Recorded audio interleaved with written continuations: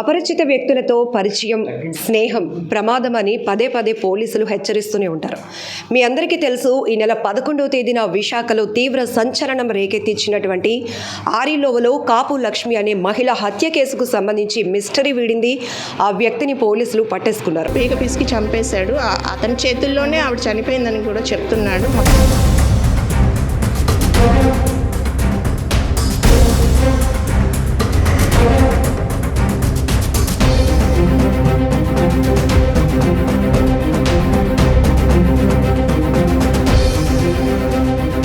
అయితే ఈ కేసును ఛేదించడానికి 10 బృందాలు నిర్విరామంగా కొనసాగిస్తూ దర్యాప్తును ముమ్మరంగా తీసుకెళ్లి ఆఖరికి నిందితుడిని పట్టుకున్నారు. అయితే ఇక్కడ ప్రధానంగా ఈ కేసులో చూస్తే గనుక ఆమెతో 15 ఏళ్లుగా పరిచయం ఉన్నటువంటి వ్యక్తే ఈ డబ్బు బంగారం కోసం ఆమెను హత్య చేసినటువంటి వైనం తీవ్ర సంచలనంగా మారుతోంది. ఈ కేసుకు సంబంధించి డీటెయిల్గా తెలుసుకుందాం. మనతో పాటు DCP crimes Latha Madhuri madam ఉన్నారు. మేడం, పదే పదే చెప్తూ ఉన్నారు, ఒకవైపు సీసీ కెమెరాలు పెట్టుకోండి, అలానే అపరిచిత వ్యక్తులతో స్నేహాలు మానండి అని. ఈ రెండు కలిపిన కేసే ఇది. ఏం చెప్తారు మేడం, అసలు ఏం జరిగింది? ఈ కేసు, ఈ హత్య, తదుపరి ఆమె దగ్గర ఉన్న బంగారం క్యాష్తో పరారవడం, ఇదంతా కూడా ఇందులో ఈ కేసులోనైతే అపరిచిత వ్యక్తి కాదండి. ముద్దాయి కన్ఫెషన్ ద్వారా మనకు తెలుస్తుంది, మృతురాలు దాదాపు 15 ఏళ్ళుగా తనకి పరిచయం ఉంది. అయితే ఆ మనిషి ఎటువంటి వాడు అని గ్రహించి అటువంటి వ్యక్తిని ఒంటరిగా ఉన్నప్పుడు కానీ అసలు పరిచయాలే ఇంకా కొనసాగించకూడదు. అది అయినా సరే ఆమె అమాయకంగా అతన్ని నమ్మి రానిచ్చింది. దాన్ని అతను డబ్బు కోసం ఆమెను హత్య కూడా చేశాడు. ఆ మొత్తం నగలతో పరారయ్యాడు. ఇవి కొంచెం పబ్లిక్ జాగ్రత్తలు తీసుకోవాలి.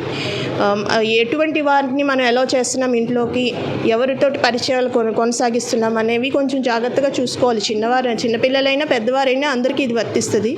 అది కేర్ తీసుకోవాలి. మొదటైనా వీళ్ళ పరిచయం ఎలా మేడం, అసలు బంధువా లేకపోతే ఎట్లా? మనకంతా కూడా ముద్దాయి కన్ఫెషన్లో తెలిసిందేనండి. ఒక wrong call, missed call or wrong call తోటి వాళ్ళ పరిచయం మొదలైంది. ఆ తర్వాత ఇన్స్టాగ్రామ్లో తిన అకౌంట్ తను ఫాలో అవడం, తన వీడియోస్, రీల్స్ అవి ఈమె ఫాలో అవడము, ఇట్లా కొనసాగింది. మధ్యలో ఆమెను డబ్బులు అడగడము, కొంత డబ్బులు సహాయం చేయడం, ఇట్లా కూడా జరిగింది. మృతురాలు లక్ష్మి గారు ఏం చేస్తుంటారు? ఆమె వయసు ఎంత? శివ వయసు ఎంత? శివ ఏం చేస్తుంటారు? మృతురాలు వయసు 48-49 దగ్గర ఉంటుందండి. ఈ నిందితుడు అయితే మాత్రం 34 ఇయర్స్, శివ గంగరాజు. ఇతను బొబ్బిలివాడు. వీళ్ళు దుర్గానగర్ ఆరిలోవలో ఉంటారు మృతురాలు వాళ్ళు. ఈ నిందితుడు బొబ్బిల్లో సెల్ షాప్ ఓనర్.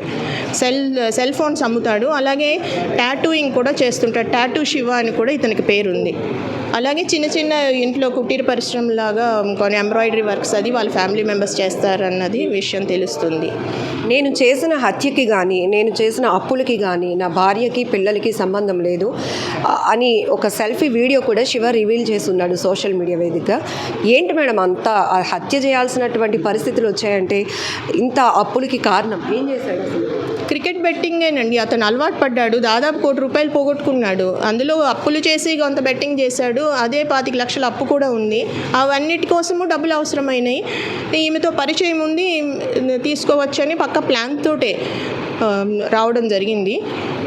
సో ఆ రకంగా అందులోని హత్య చేయాలని కూడా నిర్ణయించుకున్నాడు. ఏదో ఒకటి చేసి ఆమె దగ్గర ఉన్న డబ్బులతోటి తన అప్పులు తీర్చుకోవాలని నిర్ణయించుకొని రావడం జరిగింది. అందుకని ఎంతో ప్రికాషన్స్ తీసుకొని ఇతను మృతురాలు ఇంటికి రావడం జరిగింది. అలాగే అంతే ప్రికాషన్స్తో తను కన్సీల్ చేసుకుంటూ ఎన్నో ఆటోలు మారుకుంటూ తను హత్య చేసిన తర్వాత మనకి అదంతా కూడా సీసీ ఫుటేజెస్ ట్రాకింగ్లోని మనకంతా దొరికింది.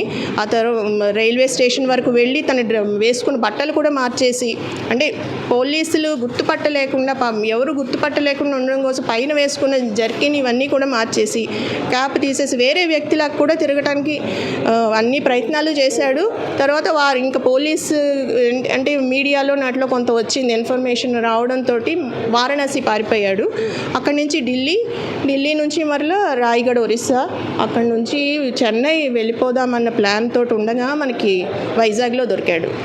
పట్టపగలు పూర్తిగా రోడ్డుకి ఇరువైపులా ఇల్లులు ఉన్నాయి, వాళ్ళ ఇంటి దగ్గర సీసీ కెమెరాస్ కూడా ఉన్నాయి. అయినా కూడా ఒక మహిళని డబ్బు బంగారం కోసం హత్య జరగడం అనేది ఇది విశాఖలో జరిగిన కేసు అయినా కూడా ఇప్పుడు రాష్ట్ర వ్యాప్తంగా తీవ్ర సంచలనంగా మారినటువంటి కేసు.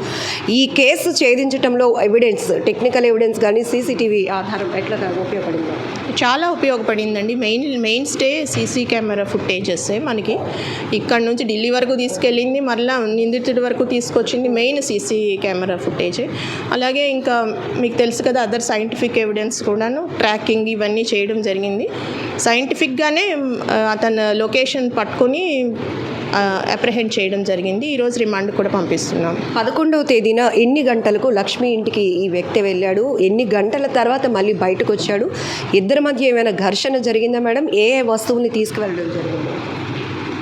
11వ తారీఖున మార్నింగ్ 10-12 ఆ ప్రాంతంలో మనకి సీసీ ఫుటేజ్ టైం స్టాంప్ బట్టి తెలుస్తుంది. అతను వచ్చి దాదాపు 2 hours వరకు ఉండి వెళ్ళిపోయినట్లు అది కూడా ఫుటేజ్ ఆధారంగా మనకు తెలుస్తుంది. డబ్బులు అడగడము, ఆవిడ మరి వ్యతిరేకించడం ఏదో జరిగింది. దాంతో ఇతను ఆమె మెడని స్ట్రాంగులేట్ చేసేసాడు, పీక పిసికి చంపేశాడు. అతని చేతుల్లోనే ఆవిడ చనిపోయిందని కూడా చెప్తున్నాడు. మొత్తం డీటెయిల్గా చెప్పాడు. ఆమె నా బెడ్ మీదే ఎవరికి అనుమానం రాకుండా అలా పడేసి వెళ్ళిపోయాడు. సాయంత్రం వాళ్ళ హస్బెండ్ తన డ్యూటీ నుంచి వచ్చే వరకు కూడా తెలియలేదు. సాయంత్రం 5:15 ఆ టైం వరకు ఎవరికి తెలియదు. ఆవిడ ఒక్కరితే ఉంటుంది ఇంట్లో, పిల్లలు కానీ ఎవరు లేరు, అందరూ పెద్దవాళ్ళు వేరే చోట ఉంటున్నారు. సో మనకి ఆ హత్య జరిగిందనే విషయం కూడా సాయంత్రానికి తెలిసింది. అప్పటి నుంచి నిరంతరాయంగా 10 teams వరకు పనిచేసి డిటెక్ట్ చేయడం జరిగింది. ఈరోజు సక్సెస్ఫుల్గా నేరస్తుని పట్టుకొని రిమాండ్కి తరలిస్తున్నాం. ఫైనల్లీ పబ్లిక్కి మీరు ఇచ్చే మెసేజ్, ప్రతిసారి మేము చెప్పిస్తూనే ఉంటాం, మీరు చెప్తూనే ఉంటారు, ఇటు సీసీ కెమెరాల ఇంపార్టెన్స్ గురించి కానీ, ఇంట్లో ఇంత విలువైన వస్తువులు బంగారం అది ఉండటం వల్ల కూడా ఆఖరికి ప్రాణాలు పోతుంది. అవునండి, ఇంత క్యాష్ కానీ ఒంటి మీద ఎప్పుడు ఇంత ఒంటరిగా ఉంటున్నప్పుడు పర్టికులర్గా ఇంత క్యాష్, గోల్డ్ ఇవన్నీ కూడా ఇంట్లో పెట్టుకోవడము అడ్వైజబుల్ కాదు. బ్యాంక్ లాకర్లోనే పెట్టుకోవాలి. అలాగే ఒంటరిగా ఉంటున్నప్పుడు కొంచెం జాగ్రత్తలు తీసుకోవాలి. ఎవరిని ఇంట్లోకి రానిస్తున్నాము అనేది కొంచెం చూసుకొని మనం ప్రతి వాళ్ళు కూడా కేర్ తీసుకోవాలి, పిల్లలైనా పెద్దవాళ్ళైనా. అలాగే సీసీ కెమెరా వల్లనే ఈ కేసు మనం ఛేదించడంలో చాలా క్రూషియల్ రోల్. సో సీసీ కెమెరాలు ప్రతి వాళ్ళు ఇంటి దగ్గర పెట్టుకోవాలి. అన్ని కాలనీస్లో కూడా మోర్ సీసీ కెమెరాస్ ఉంటే నేరాలు కూడా కంట్రోల్ అవుతాయి చాలా వరకు. ఒకవేళ జరిగినా కూడా డిటెక్షన్ ఈజీ అవుతుంది. Finally tattoo Shiva financial background ఏంటి? అంతే ₹1,00,00,000 వరకు తను అప్పుల పాలు అయ్యాడు అంటే అతను అసలు ఫైనాన్షియల్గా ఏంటి కెపాసిటీ? ఆ సెల్ షాప్ అదే మెయిన్ స్టే అండి. అతనికి సెల్ ఫోన్లు అమ్మే షాప్ ఉంది, టాటూస్ వేస్తుంటాడు. చిన్న పిండి మర లాంటిది ఒకటి ఉంది, వాళ్ళ ఫ్యామిలీ మెంబర్స్ రన్ చేస్తుంటారన్నారు. పెద్ద స్తోమత ఉన్న కుటుంబం అయితే ఏం కాదు. అయినా సరే ఇప్పుడు ఈ బెట్టింగ్ ఇవన్నీ ఈజీ మనీ ఫస్ట్ ఇనీషియల్గా డబ్బులు వస్తున్నట్లు అనిపిస్తాయి కదా, ఆ ఆశతోటి, ఆ దురాశతో ఇంకా ఇన్వెస్ట్ చేద్దామని, ఇంకా పెడితే ఇంకా ఎక్కువ వస్తుందని ఆ దురాశతోటి ఎక్కువ డబ్బులు పోగొట్టుకున్నాడు. ఆ అప్పులు తీర్చడానికి మరలా ఇలా నేరాన్ని చేశాడు.